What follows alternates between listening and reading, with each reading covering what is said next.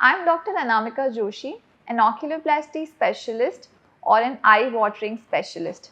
I practice in Hyderabad, and today I'm going to discuss a common doubt that my patients have, that is external versus endoscopic DCR. Which route is better? How should we do this surgery? What is the best method? So DCR is a surgery that is done for blocked tear pathway.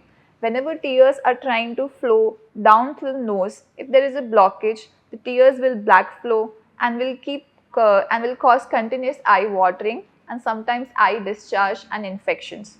In such cases, we require a surgery called as DCR, dacryocysto-rhinostomy surgery, in which we make a new bypass pathway between the eye and the nose such that tears can now drain easily, and hence the eye watering and eye infections are permanently stopped.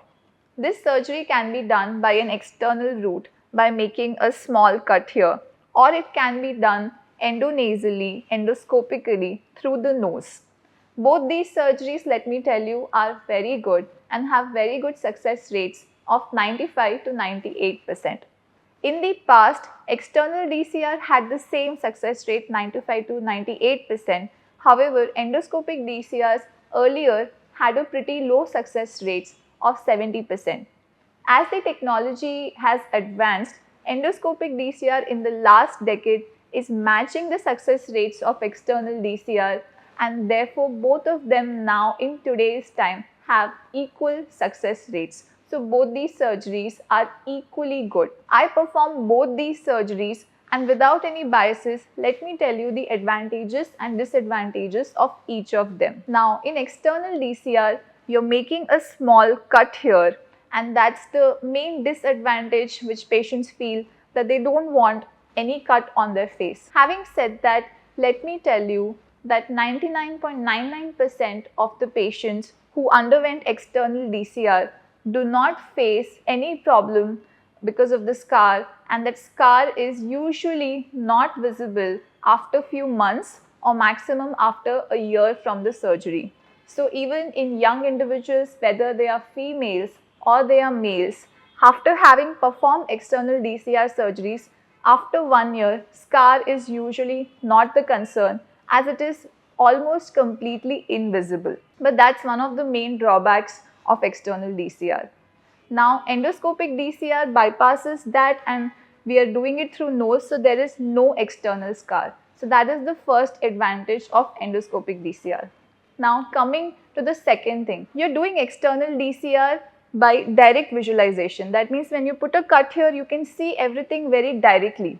So in cases where there are some complications that are present, like if there was a fracture which caused this tear duct blockage, or if there was already a DCR done in the past or some surgery done here in the past, then you want to be able to see what exactly is there. And in those cases, I generally prefer external DCR. That means in revision cases or in cases where some sort of procedure has already been done and you're not sure as to what was done before, I usually prefer external DCR as it gives me direct visualization of what was done earlier.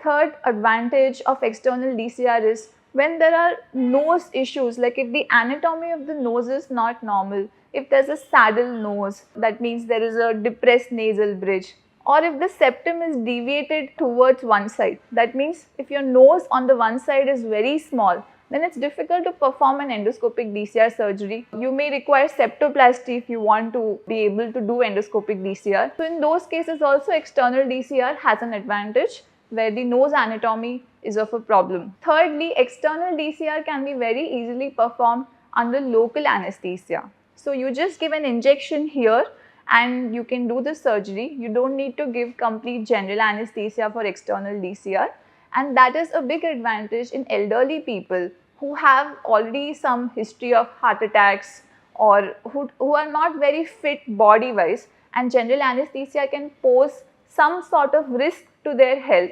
So in those cases, we can easily go for external DCR. Now endoscopic DCR, what are the advantages? First thing, as I said, it is completely scarless, so you won't see anything from the outside. Next is after the surgery, you don't see any swelling. In external DCR, there will be some swelling there that goes in 2 weeks. It is just a short early post-operative swelling that goes in 2 weeks. But in endoscopic DCR, you will not have that swelling also. You will see right from day one, it will look as if nothing has been done. Third advantage of endoscopic DCR is in very acute infections, like if you have acute dacryocystitis, there is active infection that is present here, you can perform endoscopic DCRs, but you cannot perform external DCRs in those cases, as you cannot put a cut on an inflamed tissue.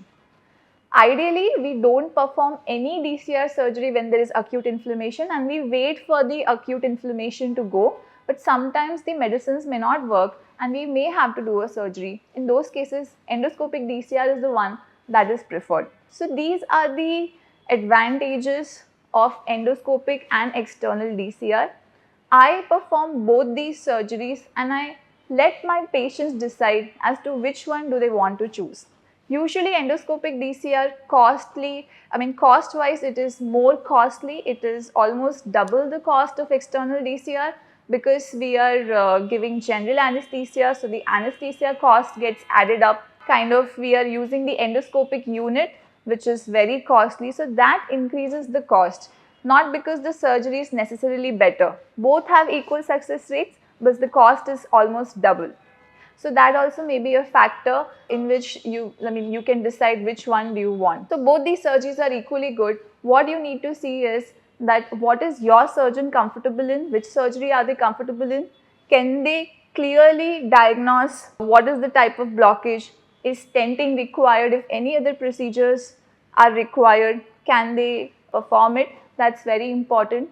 And in case if you have any doubts, you can always come and you can contact us and you can get the answers of your queries as to which surgery would be good for you. So both these surgeries are equally good. You need to see what your surgeon is comfortable in doing. If you want to contact us, please call us on this number or just send up a WhatsApp message and we'll get back to you.